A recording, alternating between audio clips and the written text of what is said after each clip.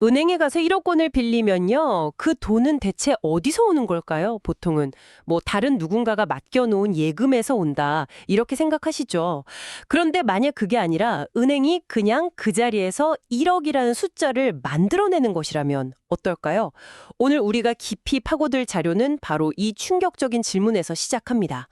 현대 금융 시스템을요. 인류 역사상 가장 놀라운 속임수라고 부르더라고요. 와, 표현이 정말 강하죠. 네. 그러면서 그 대안으로 전산화된 물물교환 사회라는 아주 파격적인 아이디어를 제시하는 문서인데요.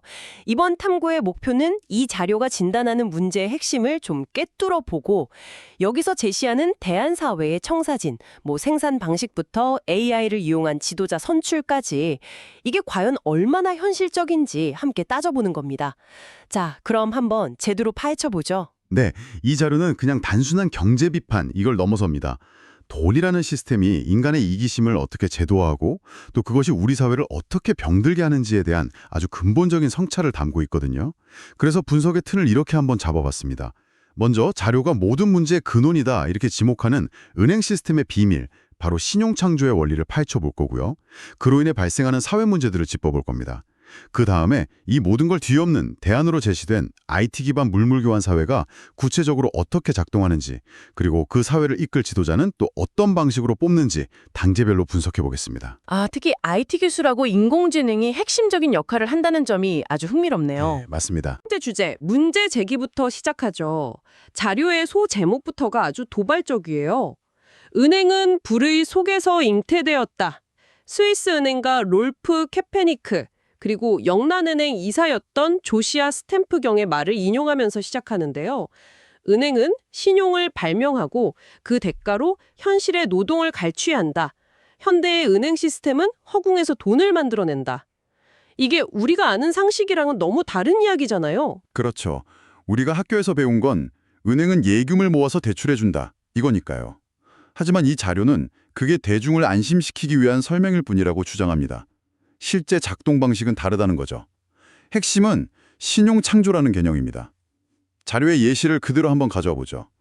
당신이 은행에서 1억 원을 대출받는다고 상상해 보세요. 네? 은행은 금고에 있던 다른 사람의 돈 1억 원을 꺼내주는 게 아닙니다. 그런 게 아니에요. 네, 그냥 당신의 계좌에 전산상으로 1억 원이라는 숫자를 입력할 뿐입니다.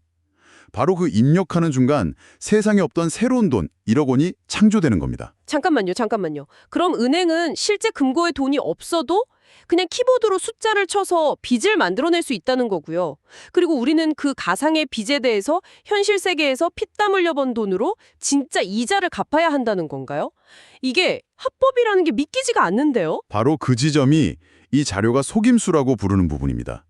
사실상 민간은행이 국가의 고유 권한인 화폐 발행권을 나누어 행사하는 셈이죠. 그리고 더 중요한 것은 이렇게 무에서 창조된 유에 이자를 붙여서 회수한다는 점입니다. 그래서 이 자료는 이 구조를 체계적 착취라고 아주 강하게 규정합니다. 체계적 착취. 네, 대출을 받은 개인, 기업, 심지어 국가까지도 이 새로 만들어진 돈과 그 이자를 갚기 위해 현실에서 노동력을 제공해야 하니까요. 이자를 포함한 돈이 계속 상환되는 과정에서 사회 전체의 부는 구조적으로 금융권으로 집중될 수밖에 없다는 논리입니다. 그래서 은행의 이익 이꼴 국민의 부채라는 등식이 성립한다고까지 주장하죠. 국가마저도 이 시스템에 종속되어 있다는 지적도 정말 충격적입니다. 정부가 국채, 그러니까 빚을 내면 은행에 그걸 사들이고 이자를 받아가는데 그 이자는 결국 우리 세금으로 지급되는 거니까요. 와, 우리가 낸 세금의 상당 부분이 그냥 고스란히 은행의 이자 수익이 된다는 말이군요. 맞습니다. 그리고 이 시스템은 사람들의 생각 자체를 왜곡시킨다고 봐요.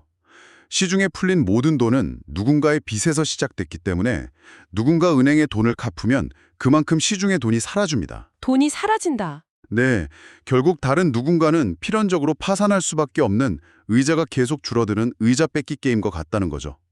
이런 환경에서는 돈을 벌어야만 살아남는다, 나누면 나만 손해다, 이런 이기적인 인식이 생존 본능처럼 자리 잡게 된다고 진단합니다. 정말 우리 사회의 거의 모든 문제를 이 금융 시스템 탓으로 돌리고 있네요. 자료에서 언급하는 구체적인 사회 문제들이 정말 많던데요. 네, 거의 만악의 근원이라고 보고 있습니다. 거대한 양극화와 불평등은 물론이고요. 한탕주의를 부추겨서 청소년 도박 문제를 일으키는 것? 아, 그것도요? 네. 또 돈이 없어서 결혼과 출산을 포기하는 엔토세대 현상이 있잖아요. 미래소득까지 끌어모아서 대출받는 청년들의 영끌까지 모두 같은 맥락으로 봅니다. 또 재산 상속으로 빈부격차가 대물림되고 돈이면 다 된다는 물질 만능주의가 인간 소외와 청년 고독사를 낳는다고 지적하죠. 최근 사회를 떠들썩하게 했던 전세 사기 문제 역시 돈이 인간의 신뢰보다 우위에 서게 되면서 발생한 비극이라고 진단합니다. 이 자료의 진단이 굉장히 근본적이면서도 한편으로는 너무 과격한 주장이라고 생각하실 분들도 계실 것 같아요. 청년 고독사나 전세 사기 같은 이런 복잡한 문제를 전부 은행 시스템 탓으로 돌리는 건 좀 너무 단순한 것 아닌가? 이런 의문도 들고요. 충분히 가질 수 있는 의문입니다. 자료의 논지는요, 그런 문제들이 개개인의 도덕성 문제라기보다는 사람들을 극단적인 이기심으로 내몰 수밖에 없는 시스템의 구조에서 비롯된다는 점을 강조하는 것에 가깝습니다. 아, 시스템의 문제다. 그렇죠. 돈이 없으면 생존 자체가 위협받는 사회에서는 타인을 속여서라도 돈을 벌려는 유혹에 빠지기 쉽다는 거죠.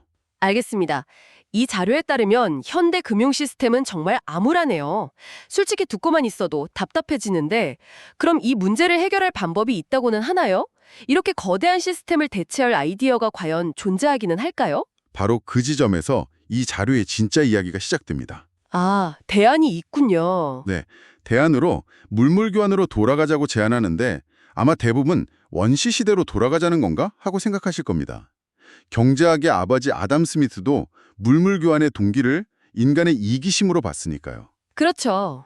내가 원하는 걸 얻기 위해 너에게 이걸 준다는 철저히 자기 이익 중심적인 행위 아닌가요? 하지만 이 자료는 그 시각에 정면으로 반박합니다. 물물교환은 이기적인 행위가 아니라 이기심과 이타심이 동시에 얽혀있는 행위라고 재정의를 해요. 이기심과 이타심이 동시에요? 네, 이기심의 측면은 분명히 있습니다. 내게 남는 걸 주고 내가 필요한 걸 얻으려는 자기중심적 욕구죠. 하지만 동시에 거래가 성사되려면 상대방의 필요 역시 존중하고 채워져야만 합니다. 나만 이득을 보는 게 아니라 협력을 통해 너도 좋고 나도 좋은 상호 이익을 만들어내는 거죠. 이것이 바로 이타심의 측면이라고 보는 겁니다. 아, 관점의 전환이네요. 하지만 과거 물물교환의 가장 큰 문제는 비효율성이었잖아요. 제가 사과를 원하고 배를 가지고 있을 때 정확히 배를 원하고 사과를 가진 사람을 찾아야만 하는 욕구의 이중적 불일치 문제 말입니다. 맞습니다. 하지만 자료는 바로 그 문제를 현대의 IT 기술이 완벽하게 해결한다고 말합니다. IT 기술이요? 네. 거대한 전산화된 물물교환 사이트를 상상하시면 쉽습니다. 온라인 중고장터 같은 건데 돈이 없다는 게 결정적인 차이죠. 사람들이 각자 나눌 수 있는 물건이나 서비스를 게시물로 올립니다. 그걸 보고 필요한 사람은 신청 버튼을 누르기만 하면 돼요. 아, 게시자는 여러 신청자 중에서 자신이 돕고 싶은 사람을 선택해서 거래를 성사시키는 거죠. 더 이상 1대1로 맞는 상대를 찾아 헤맬 필요가 없습니다. 흥미롭네요. 이 시스템의 장점은 뭐라고 설명하나요? 크게 세 가지를 꼽습니다. 첫째, 가치의 분산입니다. 돈이라는 특정 대상에 모든 가치가 집중되지 않고 사람들의 실제 필요에 따라 다양한 실물과 서비스의 가치가 분산된다는 거죠. 둘째, 축적의 한계입니다. 실물은 돈처럼 무한정 쌓아두기 어렵죠. 보관도 힘들고 언젠가는 낡으니까요. 그렇죠. 그리고 셋째, 빚 없는 사회입니다. 앞서 돈은 곧 빚이라고 했잖아요. 따라서 돈이 없는 물물교환 사회는 원천적으로 빚이 없는 사회가 될 수 있다는 겁니다. 경제 시스템을 바꾸는 것에서 그치지 않고 사회구조 전체를 다시 설계하고 있군요. 자, 세 번째 주제, 새로운 사회 구조 설계로 넘어가 보죠. 첫 번째로 생산수단의 공동체화가 나오는데 여기서 10%의 법칙이라는 개념이 등장합니다. 이게 아주 독특했어요. 네, 정식 명칭은 국가 생산수단 서비스 공동체화입니다. 아이디어는 이렇습니다. 모든 개인이 각자 자신의 전문 분야에서 노동시간의 10%를 공동체를 위해 기부하는 겁니다. 10%요? 네, 예를 들어 의사는 일주일에 4시간을 공공의료에, 교사는 공교육에, 건설 노동자는 공공인프라 건설에 쓰는 식이죠. 이 10%의 노동력을 모아서 개인이 혼자 만들기 힘든 도로, 병원, 학교 같은 공공재를 생산하고 모두에게 무료로 배급하자는 겁니다. 그런데 왜 하필 10%인가요? 여기서 자료는 윤치호 선생의 사람은 10%의 이성과 90%의 감성으로 이루어져 있다는 말을 인용하면서 아주 독특한 논리를 펼칩니다. 현재 은행의 부분 지급 준비율이 보통 10% 내외인 것은 이성적으로 내 것 10%만 남기고 이득을 취하려는 90%의 감성적 욕구로 나머지를 남에게 유료로 빌려주는 이기심의 연쇄라고 비판합니다. 잠깐만요. 그럼 이 자료의 핵심 주장은 은행 시스템의 10% 이기심을 정반대로 뒤집어서 시민들의 10% 이타심으로 사회 필수 서비스를 운영하자는 거군요. 정말 대담한 발상인데요.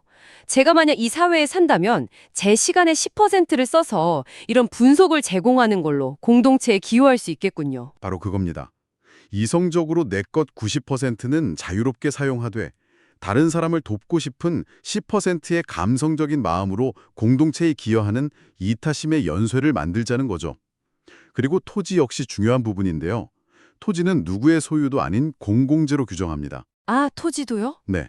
매매가 불가능하고 모든 사람에게 기본 주거지와 최소 경작지가 사용권의 형태로만 균등하게 분배됩니다. 부동산을 통한 불로소득을 원천적으로 차단해서 모두에게 공정한 출발선을 제공하려는 장치입니다. 좋습니다. 그럼 그 10%의 공동 노동으로 생산된 물건들은 어떻게 나누나요?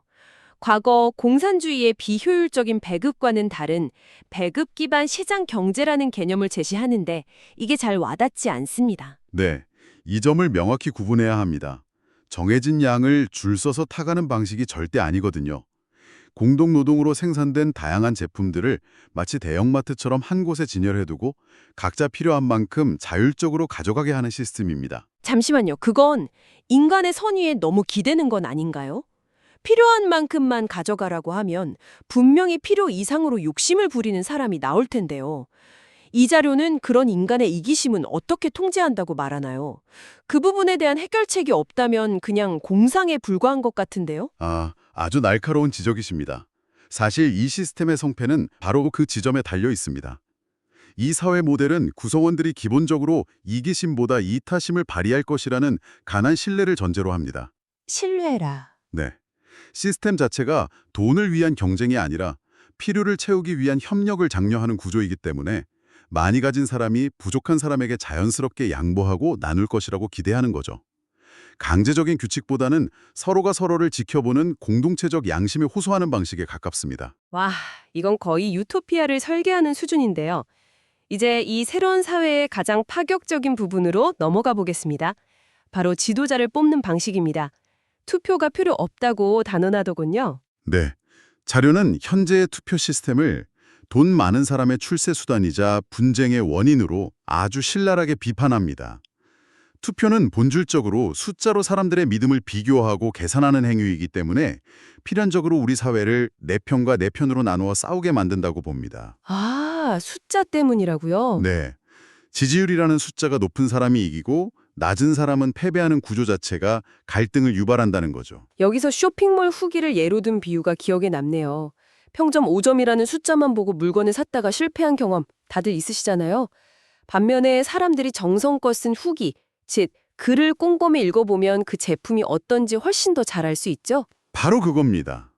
숫자라는 추상적인 데이터보다 사람들의 생각과 마음이 담긴 글이 훨씬 더 진실에 가깝다는 거죠. 그래서 투표 대신 직접 선거 시스템을 제안합니다. SNS 같은 공개된 온라인 공간에서 후보자가 평소에 쓴 글과 활동, 그가 보여준 사상을 통해 직접 평가받는 방식입니다. 그런데 한 사람이 수많은 후보자의 모든 글을 다 읽고 분석하는 건 불가능하잖아요. 그래서 AI가 등장합니다. 하지만 AI가 사람을 대신해서 뽑는 건 절대 아닙니다. AI는 보조적인 역할만 합니다. 중요한 전제는 이 AI가 소스코드가 공개된 중립적인 AI여야 한다는 점입니다. 중립적인 AI? 네. AI는 후보자의 과거 발언과 현재 공약이 일치하는지를 감정 개입 없이 분석하고 집계합니다. 예를 들어 과거에는 A라고 주장했는데 지금은 B라고 말한다면 부정평가를, 일관된 주장을 하면 긍정평가를 데이터로 보여주는 식이죠. 사적인 대화가 아닌 공적인 발언만을 대상으로 합니다. 이건 정말 SF 영화 같은 이야기네요. AI는 팩트체크와 데이터 분석만 해주고 최종 판단은 사람이 하는 거군요. 그런데 AI가 중립적이라고 어떻게 보장하죠? 소스 코드를 공개한다고 해도 그걸 처음 설계한 개발자의 편향이 들어갈 수밖에 없는 거 아닌가요? 아마 듣고 계신 분들도 가장 먼저 이 질문을 떠올리실 것 같아요. 네, 그 부분이 가장 큰 기술적 그리고 철학적 과제일 겁니다. 자료는 소스코드 공개를 통해 집단지성이 끊임없이 AI의 중립성을 감시하고 수정할 수 있다고 말하지만 말씀하신 것처럼 완벽한 중립은 이상에 가까울 수 있습니다. 그래서 AI의 역할을 판단이 아닌 정보 제공에 철저히 국한시키는 겁니다. 아, 정보 제공. 네, AI가 분석한 자료를 참고해서 사람들은 그 후보에 대한 지지를 글, 즉 댓글의 형태로 표명합니다. 나는 이러이러한 이유로 이 사람의 사삭을 지지한다와 같이요. 그리고 최종적으로 이 지지하는 글의 숫자를 세어서 가장 많은 공감을 얻은 사람을 지도자로 선출하는 방식입니다. 숫자로 경쟁하는 투표가 아니라 글로써 서로의 생각을 나누고 공감대를 형성하는 과정, 그 자체를 선거로 본다는 거군요. 정말 상상도 못했던 방식입니다. 오늘은 은행 시스템의 근본적인 문제제기에서 시작해서 전산화된 물물 교환, 10% 공동 노동, 그리고 AI가 보조하는 SNS 직접 선거라는 대한사회의 청사진까지 아주 깊이 있게 파고들어 봤습니다. 돈이 없는 사회, 경쟁보다 협력을 우선하는 사회에 대한 하나의 급진적인 상상력이 담긴 자료였습니다. 이 자료는 마지막에 아주 근본적인 질문을 우리에게 던집니다. 값비교 능력주의 경쟁이 보다 나은 사회를 만들 수 있는가? 삶의 목적은 남보다 뛰어나서 그 뛰어남을 자랑하는 것이 아니라 사람들과 화목하게 지내다가 좋은 기억을 남기고 가는 것이라고 말하면서요. 이 자료가 제안하는 시스템들이 현실적인지는 차치하더라도 그 마지막 질문만큼은 우리에게 아주 중요한 생각거리를 남기는 것 같습니다. 현재 우리 사회를 움직이는 가장 강력한 동력인 경쟁이 정말 우리를 행복하게 만들고 있는지, 만약 그렇지 않다면 그 경쟁을 대체할 수 있는 가치는 과연 무엇일지 오늘 한 번쯤 진지하게 고민해 보시면 어떨까요?